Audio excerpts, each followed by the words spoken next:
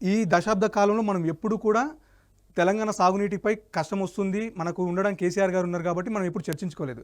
కానీ కొత్తగా ఈ 2 సంవత్సరంలోనే తెలంగాణ సాగునీటిపై ఎందుకు ఈ పరిస్థితులు ఏర్పడ్డాయి, మళ్ళీ తెలంగాణ వచ్చిన తర్వాత ఈ సాగునీటి గురించి మాట్లాడాల్సిన అవసరం ఎందుకు ఏర్పడింది?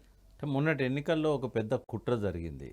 ఆ కుట్ర ఏంటంటే కేసీఆర్ను ఓడించడమే కాకుండా ఇక్కడ చంద్రబాబు నాయుడు ఆకాంక్షలను నెరవేర్చే విధంగా ఉన్నది కాంగ్రెస్ ప్రభుత్వం అయినా కూడా ముఖ్యమంత్రి గారు భౌతికంగా కాంగ్రెస్లో ఉంటారు, మానసికంగా చంద్రబాబుతో ఉంటారు.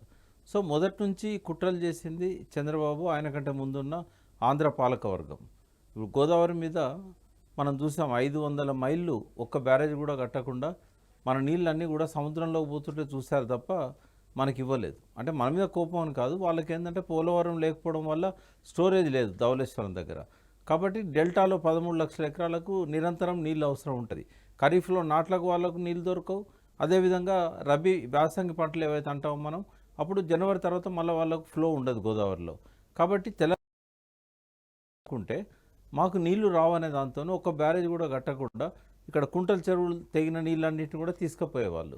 సరే, నేను ఎన్నోసార్లు చెప్పాను మేడిగడ్డ అనేది బ్లాస్ట్ చేశారు, ఎందుకంటే మేడిగడ్డ కట్టిన కాంచి కూడా మీరు ధవళేశ్వరం ఆనికట్ట అని చెప్పి వికీపీడియాలో పోతే అందులో స్పష్టంగా రాసి ఉన్నది మేడిగడ్డ కట్టిన తర్వాత నీళ్ళకి ఇబ్బంది వచ్చింది, డెల్టా పంటలకు చాలా ఇబ్బంది వచ్చిందని చెప్పి. సో కుట్రలు అనేటివి అక్టోబర్ 21 నుంచే స్టార్ట్ అయినాయి.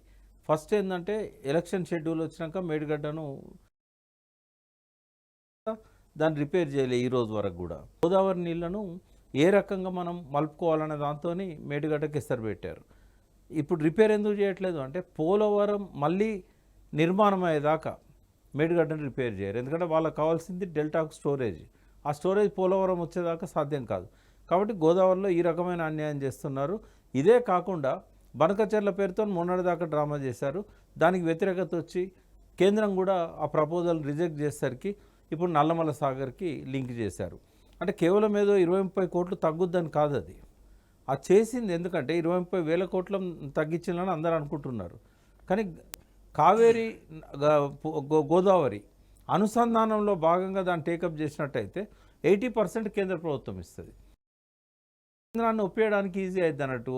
నల్లమల సాగర్ వెలుగొండ ఏదైతుందో ప్రాజెక్టు అయితే దానిలో ఆంధ్రాకు వచ్చే ప్రయోజనం ఏంది, తెలంగాణకు వచ్చే నష్టం ఏంటంటే బనకచెర్లకైతేనో పోతిరెడ్డిపాడు దగ్గర స్టోరేజ్ ఉంటేనే బనకచెర్లకు నీళ్ళని తీసుకుపోవడానికి సాధ్యమయ్యేది. ఇటు పక్క నుంచి పోలవరం నుంచి తీసుకుపోయిన నీళ్ళని కూడా లిఫ్ట్ చేసుకొని తీసుకుపోవడానికి వీలయ్యేది. ఇప్పుడేం చేస్తున్నారంటే ఈ రెండింటికి ఒకటే సొల్యూషన్ చూపెట్టారు. వచ్చిన నీళ్ళని వచ్చినట్టు శ్రీశైలం రిజర్వాయర్ నుంచి టన్నెల్ ద్వారా అవి యథేచ్ఛగా వెళ్ళిపోతూ ఉంటాయి.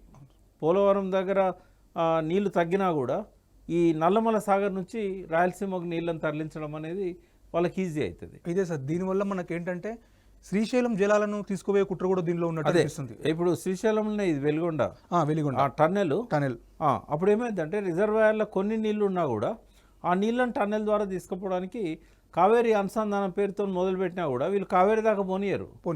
నెల్లూరు దాటంగానే వీళ్ళు వాళ్ళ ఆయకట్టు వరకే దాన్ని పరిమితం చేస్తారు. ఎప్పుడైతే కృష్ణాతోని గోదావరి అనుసంధానం చేస్తామో ఇంతకుముందే 80 TMC ఇవ్వాలి అప్పర్ స్టేట్స్కి, అందులో 45 మనకు, 35 పై రాష్ట్రాలకు.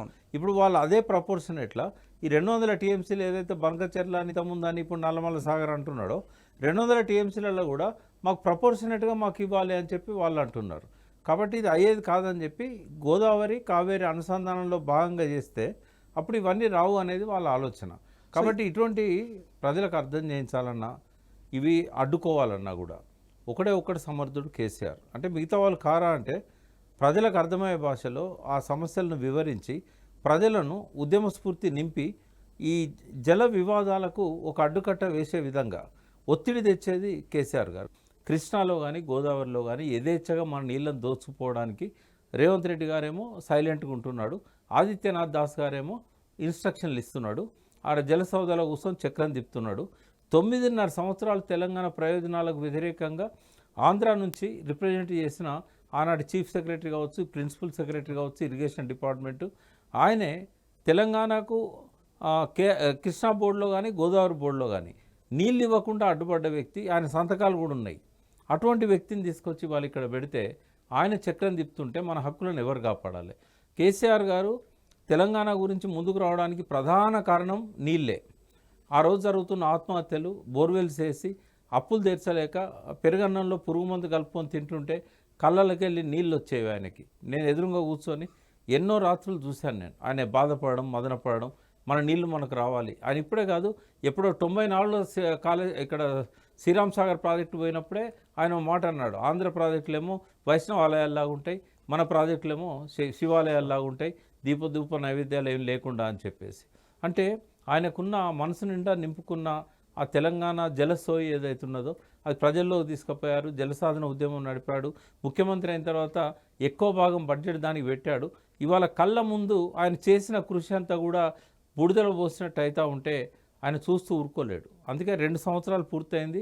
ఈ తమాషా ఇక చాలు, ప్రజల లోపల అవేర్నెస్ తీసుకురావాలి, ఆ సోయి తీసుకురావాలన్న ఉద్దేశంతో ఆయన మళ్ళీ ఒకసారి ముందుకు రావడం అనేది తప్పనిసరిగా తెలంగాణ ప్రజల అదృష్టం. అది ఇక్కడ తెలంగాణ భవన్లో ఆయన ఒక సమావేశం నిర్వహిస్తున్నారు. అది కేవలం లెజిస్లేచర్స్కే కాదు, రాష్ట్ర కమిటీ మొత్తం దాని మీద కూర్చుంటుంది.